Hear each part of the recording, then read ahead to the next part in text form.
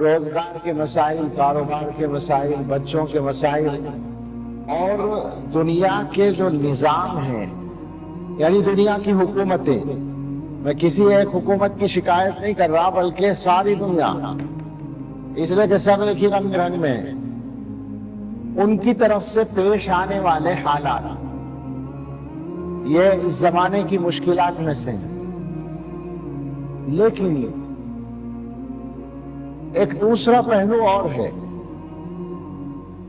چونکہ وہ حالات تو ہمارے ہاتھ کے نہیں ہیں، وہ ہمارے قبضے میں نہیں ہیں، اور اس کے سلسلے میں بھی اللہ کے رسول صلی اللہ تعالی علیہ وسلم نے بہت واضح لفظوں میں بتا بھی رکھا ہے۔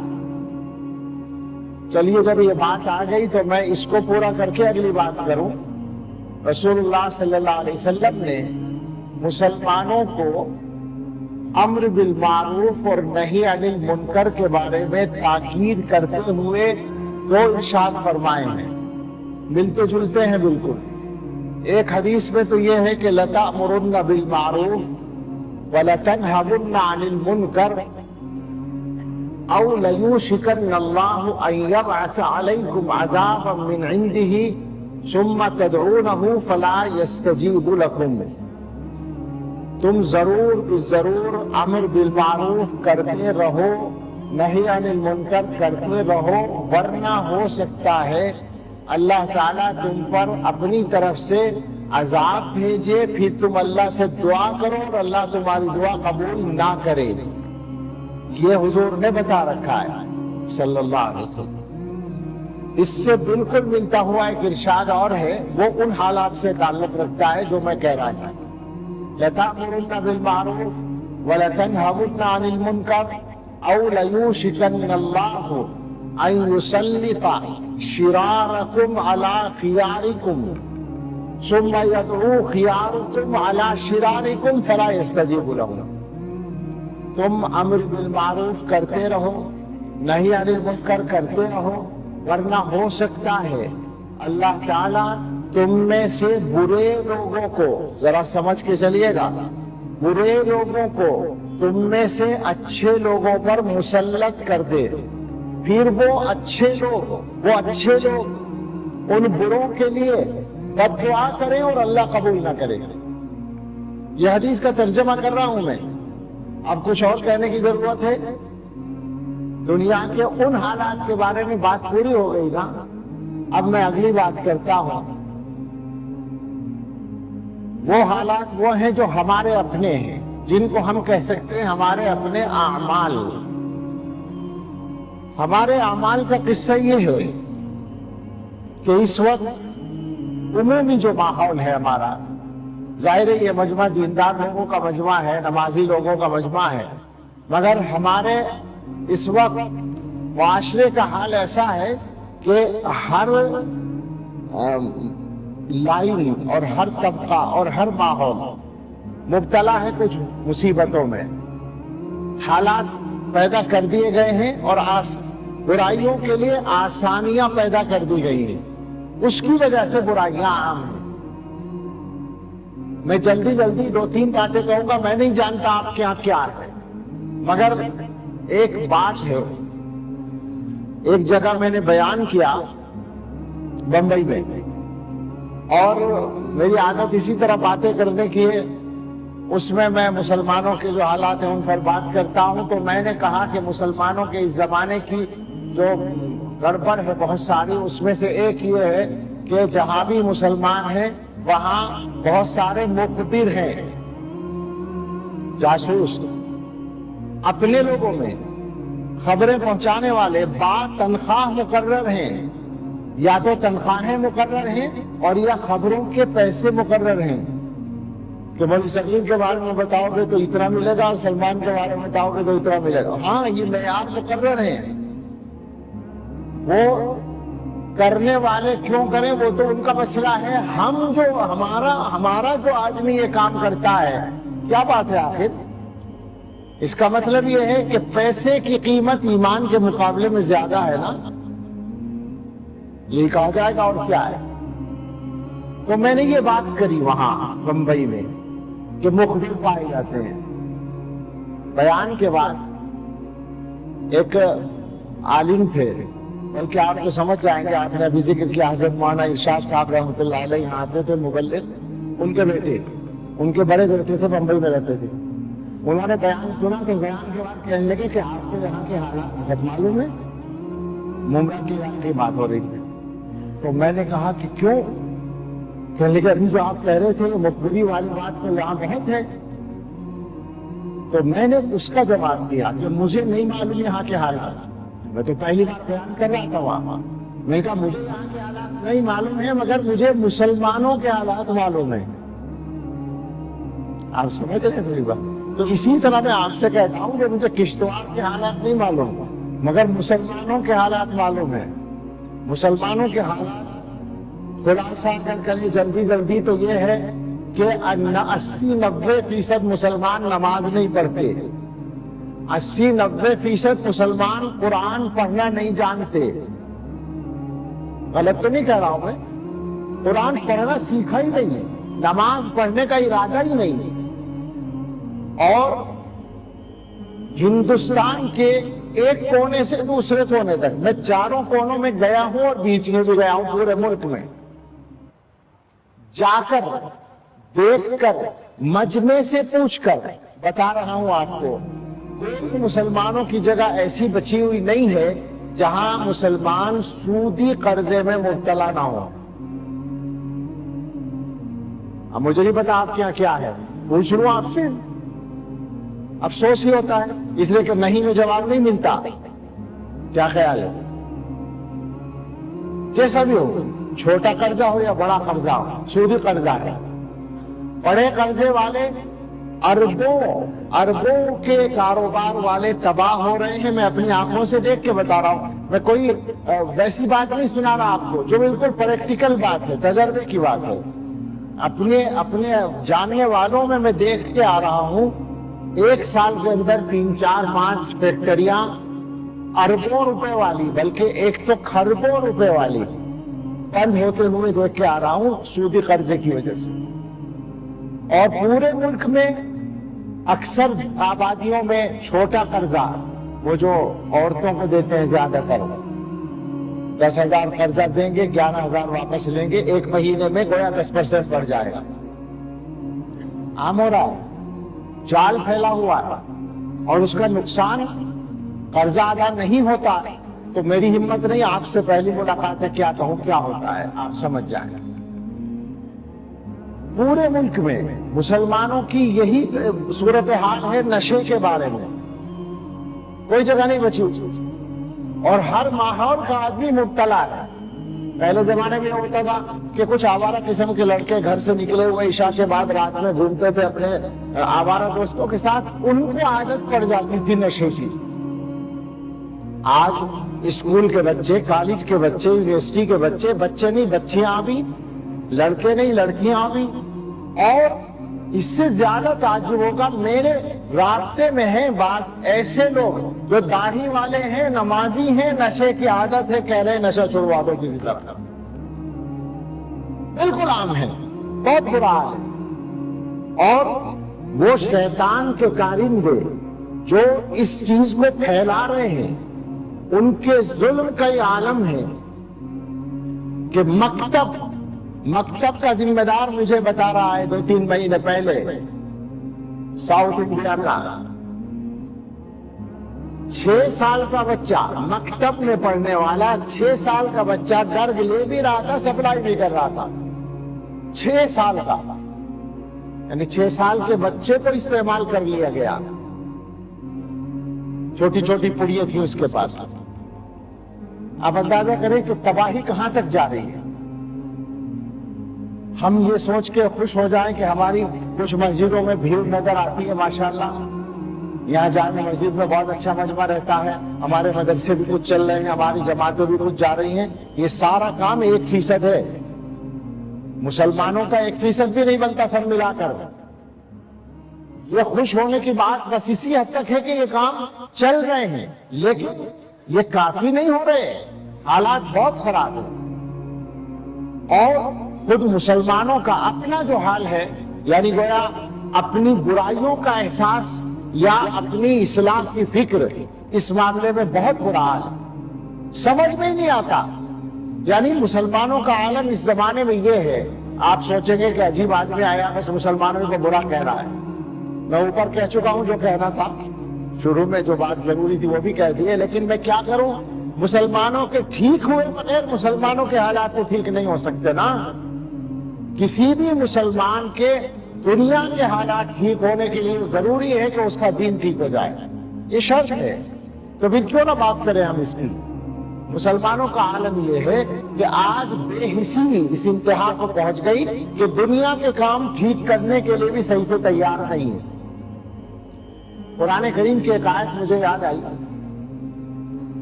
باری تعالیٰ نے فرمایا وَلَا تَكُونُوا كَالَّذِينَ نَسُوا اللَّهَ فَأَنسَاهُمْ أَنفُسَهُمْ، ان لوگوں کی طرح مت ہو جاؤ جنہوں نے اللہ کو بھلا دیا، اللہ سے غافل ہو گئے، تو اللہ نے ان کو ان کی ذات سے غافل کر دیا۔ یہ سزا ہوتی ہے۔ کہیں لکھا ہوا پڑھا کہ علامہ اقبال سے کسی نے پوچھا تھا کہ آپ کے ہاں جو خودی کا فلسفہ ہے، اقبال خودی پر بات کرتے ہیں نا بہت، یہ کہاں سے لائے؟ تو انہوں نے قرآن شریف کھول کے دکھایا، یہ آیت اس پہ انگلی رکھی کہ اس آیت سے تم اللہ کو بھلا دو گے تو اپنے آپ کو بھول جاؤ گے۔ اپنے آپ کو یاد رکھنے کا مطلب یہ ہے کہ اللہ کو یاد رکھا ہے۔ اپنے آپ کو یاد رکھنے سے مراد ہے اپنے صحیح نفع اور نقصان کو پہچاننا۔ آج حالات یہ ہیں کہ مسلمان ذرا سے پیسوں کے لیے ایمان بیچنے کو تیار ہے، اس کا مطلب یہ ہے کہ وہ نفع نقصان کو نہیں پہچانا، اور یہ سزا ہے اللہ کی طرف سے اللہ کو بلانے کی۔ یہ صورتحال ہے تو ظاہر ہے کہ اس کو تو بدلنا پڑے گا۔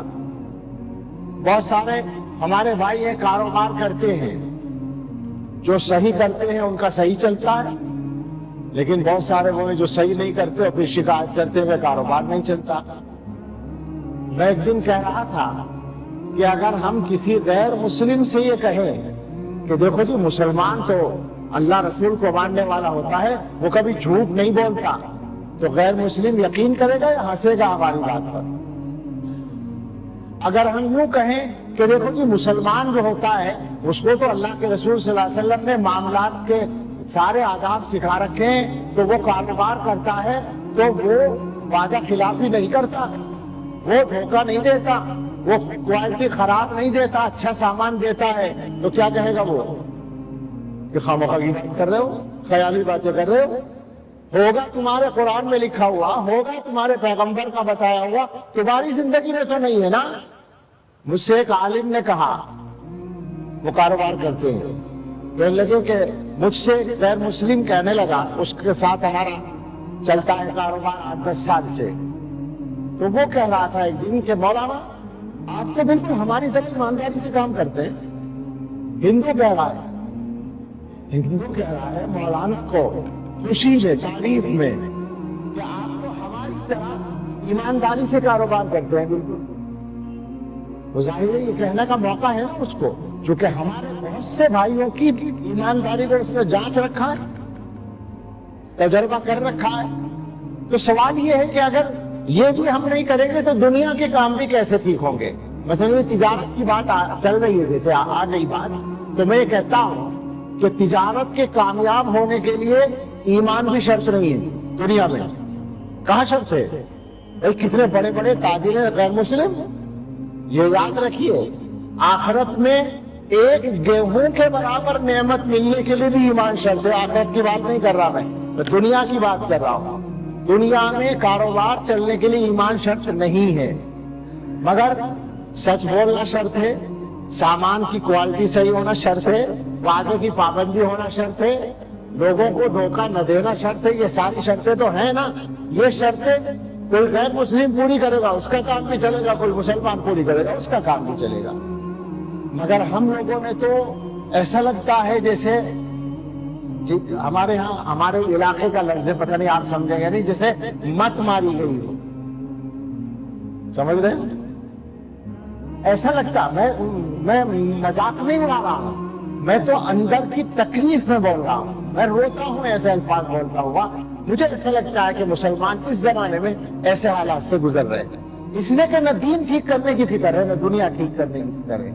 بہت سارے جوان ہیں جو ملتے ہیں کہ صاحب روزگار کے لیے دعا کر دو، کاروبار کے لیے دعا کر دو، اور محنت نہیں کرتے. صبح کو رات کو دیر سے سوتے ہیں، صبح کو 12 بجے سو کے اٹھتے ہیں. تو ایسے لوگوں کے لیے دعا کریں یا کیا کریں؟ کاروبار کی دعا کریں یا ان کو آدمی بننے کی دعا کریں کہ ایسا ہی آدمی بن جائے؟ آپ سوچئے کیسے چلے گا کام؟ میری بات ہے تھوڑی سی الگ لگ رہی ہوگی لیکن صحیح بات کر رہا ہوں نا. حضرت محمد صلی اللہ تعالی علیہ وسلم کی زندگی کو پڑھو، وہاں ایک ایک چیز مل جائے گی. میں ایک چیز سناؤں آپ کو، شاید اکثر لوگوں نے نہیں سنی ہوں گے.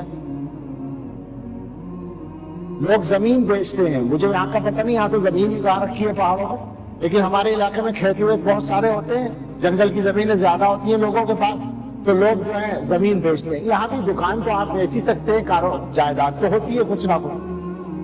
عام طور پر ہمارے زمانے میں کیونکہ مسلمانوں کے حالات تو بس ایسے چل رہے ہیں نا، تو وہ زمین بیچے گا اور وہ جو پیسہ آئے گا اس کا کیا کرے گا؟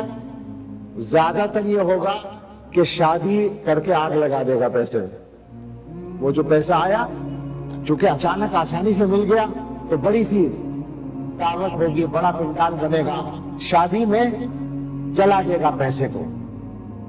اور اگر کوئی زیادہ سمجھدار ہوگا تو وہ یہ کرے گا، کچھ پیسے بچ گئے شادی کر کے، 10 لاکھ روپے بچ گئے، تو وہ کہے گا اپنے دوستوں سے یار کیا کاروبار کروں. ایک دوست کہے گا ایسا کرو کپڑے کی دکان کر لو فلاں بازار میں.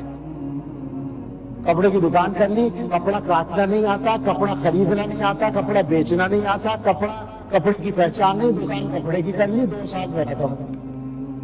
آپ میری بات سمجھے میں کیا کہہ رہا ہوں؟ کام سیکھ کر نہیں کرتے ہم. خیر مجھے اصل تو حدیث سنانی تھی کہ زمین بیچ کر لوگ اپنے پیسے ختم کر دیتے ہیں، جائیداد چلی جاتی ہے.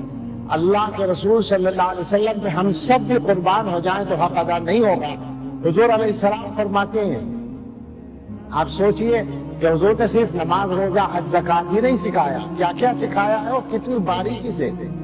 من باع ارضا او عقارا امین اللہ یبارک لہ فیہ الا ان یجعلہ فی غفلہ. مشکات میں حدیث ہے. جو آدمی کوئی زمین یا جائیداد بیچے وہ اس کا حقدار ہے، اس کا مستحق ہے کہ اسے برکت نہ دی جائے. سن رہے ہیں آپ؟ حدیث ہے یہ. جو آدمی زمین یا جائیداد بیچے وہ اس کا مستحق ہے کہ اسے برکت نہ ملے، سوائے اس کے کہ زمین جائیداد ہی میں لگا دے. جائیداد بیچو، جائیداد خریدو تو برکت ہوگی، ورنہ نہیں ہوگی. صاف بات ہے، اعلان ہے، اس لیے حدیث میں موجود ہے، پکی بات ہے. اب مسلمانوں کا حال دیکھ لیں آپ کیا کر رکھا ہے ہم لوگوں نے.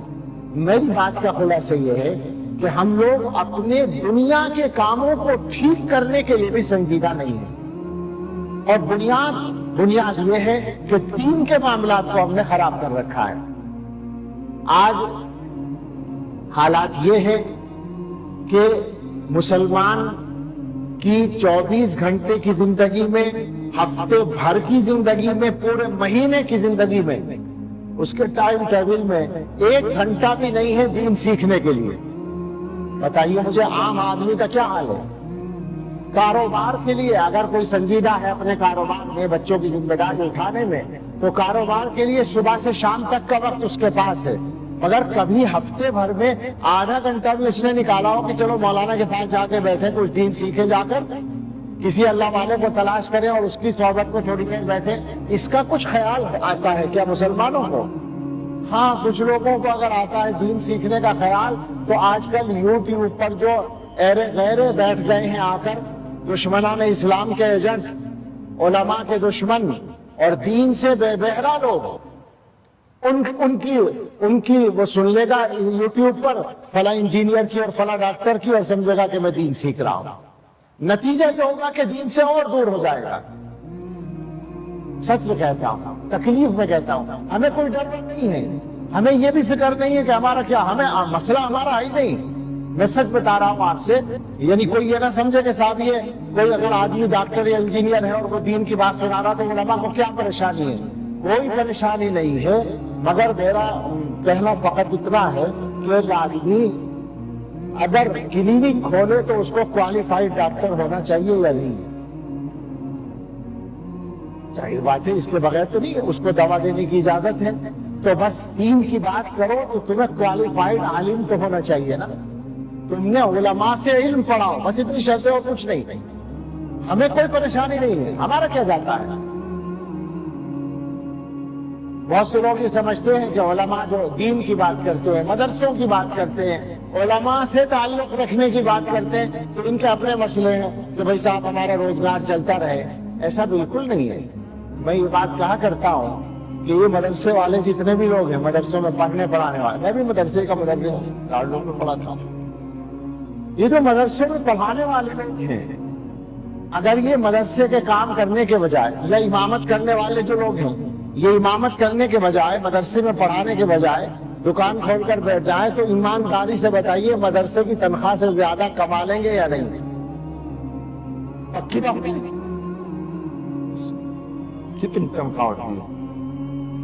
آپ پر احسان نہیں بتا رہے ہیں، بالکل نہیں، احسان بتانا مقصد نہیں ہے، احسان تو نہ ہمارا آپ پر ہے نہ کسی اور کا، اللہ کا ہمارے اوپر احسان ہے کہ اللہ نے ہمیں اس کام میں لگا رکھا ہے، مگر صحیح بات سمجھانے کے لیے آپ کو کہتے ہیں کہ مسئلہ ہمارے تنخواہ کا نہیں ہے، ہماری تنخواہ سے زیادہ تو آمدنی یہاں سے ہٹ کے ہو جائے گی، مسئلہ دین کا ہے، مسئلہ آپ کے دین کا ہے۔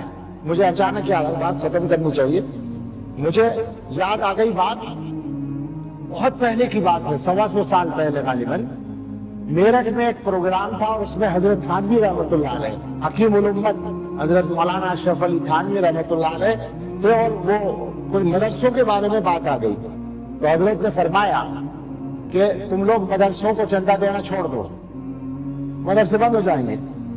کوئی بات نہیں، مدرسے بند ہی ہوں گے نا، مدرسے بند ہو جائیں گے، اور یہ جو مدرسے میں پڑھنے پڑھانے والے لوگ ہیں ان میں سے کوئی آٹے کی دکان کر لے گا، کوئی چاول کی دکان کر لے گا، کوئی کسی اور کام کو کر لے گا، ان کی روزی روٹی تو وہاں سے چل جائے گی۔ مگر آگے حضرت نے فرمایا کہ تمہارے بچے 50 سال کے اندر یہودی ہوں گے، ہندو ہوں گے، عیسائی ہوں گے۔ میں اس بات کو نقل کرتا ہوں، یہ بہت بڑا کوئی آدمی کہہ سکتا ہے، چھوٹا آدمی نہیں کہہ سکتا، نقل تو کر سکتا ہے چھوٹا آدمی، اور تھوڑا سا کچھ ترمیم بھی کر سکتا ہے ضرورت کے مطابق۔ میں یہ کہتا ہوں کہ اب 50 سال کی بات نہیں رہی، اب 5 سال بھی نہیں لگیں گے، کر دو بیٹا بند، دینی تعلیم کے اداروں کو کر دو بند، 5 سال بھی نہیں لگیں گے ملحد بننے میں، ایتھسٹ بننے میں، بے دین بننے میں، دین چھوڑنے میں۔ حالات بہت خراب ہیں، واپس چلے جائیں جہاں سے بات شروع ہوئی تھی۔ حالات یہ ہیں، دینی حالات کا عالم یہ ہے کہ دیندار مسلمانوں کے گھروں میں بے دینی آ رہی ہے، علماء تک کے گھروں میں بے دینی آ رہی ہے، تبلیغی جماعت کے امیروں کے گھر میں بے دینی آ رہی ہے، پیروں کے گھر میں بے دینی آ رہی ہے۔ عام آدمی کو کیا کہیں گے؟ بھائی ناراض نہ ہو کوئی، میرا سب چیزوں سے تعلق ہے، میں پیر بھی ہوں، فقیر بھی ہوں، سب کچھ ہوں، مولوی بھی ہوں، میں تو گھر کی بات کر رہا ہوں۔ میں معاملے کی سنگینی کو آپ سے بتانا چاہتا ہوں کہ اس وقت شیطان کے پاس جو آلات ہیں وہ ایسے آ گئے ہیں۔ پہلے ہم کہا کرتے صاحب بچوں کو باہر نہ چھوڑو، بچوں کو بری صحبت سے بچاؤ، اب بچا دو بری صحبت سے، گھر میں وہ موبائل لے کے بیٹھا ہے، ساری بری صحبتوں سے بڑھ کر اکیلی کافی ہے وہ، دنیا کے سارے فتنے اس کے اندر موجود ہیں، عقیدوں کے فتنے بھی، ایمان کے فتنے بھی، اعمال کے فتنے بھی، سارے موجود ہیں، گناہوں کی ایسی ایسی ترغیبات موجود ہیں۔ آج کے فتنوں میں سے ایک بڑا فتنہ ہے، ہمارے پاس سینکڑوں جوان ابھی بھی رابطے میں مستقل رہتے ہیں، اور نئے سے نئے آدمی آتا ہے اور بس وہ یہ کہتا ہے کہ میرے گناہ چھوڑوا دو کسی طرح سے، مجھے فلاں گناہ کی عادت پڑی۔ یعنی اچھے لڑکے ہیں، نوجوان ہیں، مگر دینی مزاج ہے، وہ چاہتے ہیں پیچھے چھڑائیں، مگر یہ جو ہے موبائل یہ مبتلا کرتا ہے، اور پھر وہ پریشان ہو کے کہتے ہیں بھائی اس سے پیچھا کیسے چھڑائیں۔ حالات ایسے ہیں۔ آیت پڑھی تھی میں نے، اس کا ترجمہ کر دوں، تم کہو میری نماز، میری قربانی، میرا جینا، میرا مرنا سب اللہ رب العالمین کے لیے، اس کے سوا اس کا کوئی شریک نہیں ہے۔ اسی کا مجھے حکم ہے، میں سب سے پہلے سر جھکاتا ہوں۔ اور ایک آیت پڑھی تھی، اس کا ترجمہ یہ ہے کہ کھلے گناہ بھی چھوڑ دو اور چھپے گناہ بھی چھوڑ دو۔ اور ایک حدیث پڑھی تھی، اس کا ترجمہ یہ ہے کہ تم میں سے کوئی آدمی مومن کامل نہیں ہو سکتا جب تک اس کی خواہش اس دین کے تابع نہ بن جائے جو میں لے کر آیا۔ میری بات کا یہ خلاصہ ہے کہ ہم اپنے آپ کو صحیح مسلمان بنا لیں۔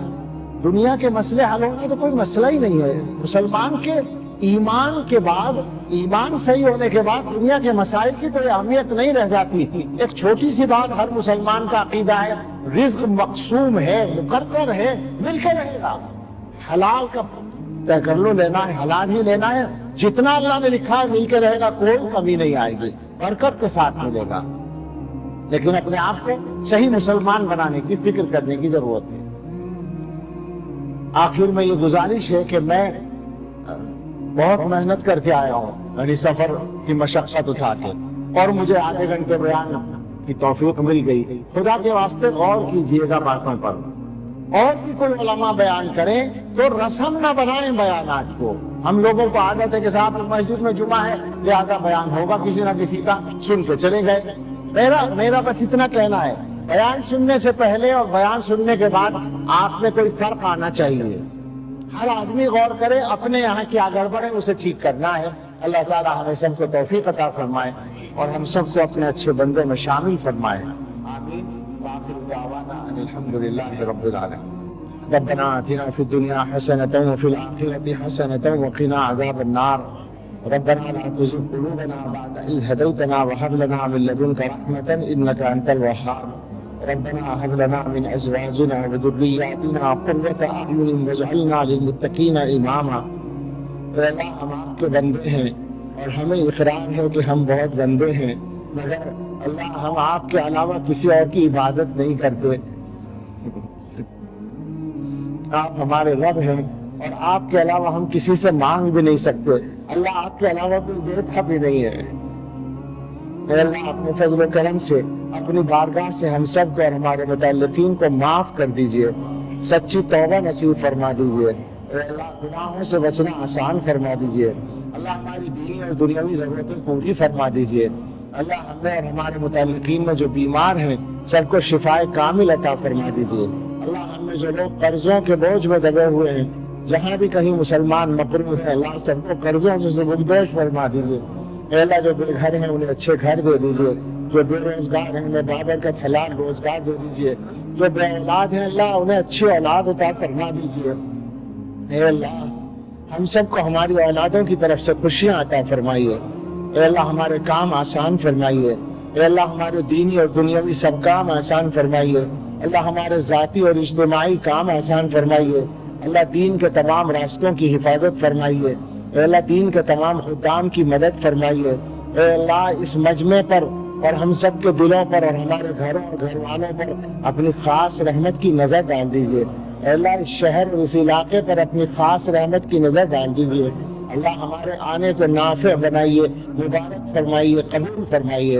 اے اللہ، جتنے بھی حضرات ہیں ہر ایک کے دل میں کچھ تمنائیں ہیں، اللہ ہر ایک کے سامنے کچھ ضرورتیں ہیں، اللہ ہم سب کی ضرورتیں آسانی سے پوری فرما دیجیے۔ ہماری اچھی تمنائیں پوری فرما دیجیے اور بری تمناؤں سے ہمارے دلوں کو پاک کر دیجیے۔ اللہ، ہمیں اپنے اچھے بندوں میں شامل فرما لیجیے۔ اے اللہ، آنے والے وقت کو ہم سب کے لیے گزرے وقت سے ہر طرح بہتر بنا دیجیے اور سب سے بہتر ہمارے آخری وقت کو بنا دیجیے۔ اللہ، اپنے فضل و کرم سے ہماری دعائیں قبول فرما لیجیے۔ ربنا تقبل منا انك انت السميع العليم وتب علينا انك انت التواب الرحيم وصلى الله على سيدنا محمد وعلى اله وصحبه